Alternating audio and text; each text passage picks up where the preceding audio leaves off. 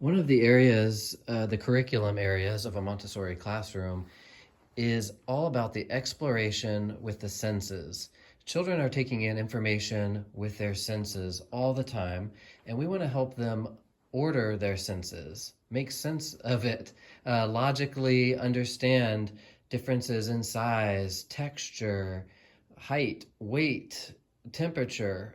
We use our senses every day, but we want them to help make sense of it. We sometimes think about the sensorial area as the pre-math area of the classroom. So after going through sensorial, then we also reach our math materials. But right now let's focus on sensorial. So here we have differences in visual discrimination. So noticing the differences in size, noticing again height and diameter differences, noticing texture differences, rough and smooth, or ordering from smoothest to roughest, shapes,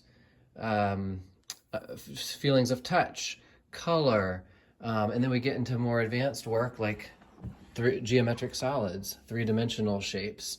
Again, continuing on with a progression from slightly easier to more difficult, more challenging, sorting things by texture or color or size. And then we've got our length or height rods, here are the red rods.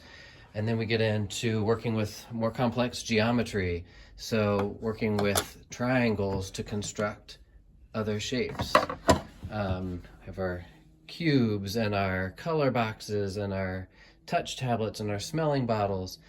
So anyway, the sensorial area gives children a rich view of the world and how they can make sense or bring order to their senses and begin to think in systematic, logical, orderly ways, as well as learning the language of large, small, largest, smallest, rough and smooth, and the language of geometry, of shapes, two-dimensional and three-dimensional.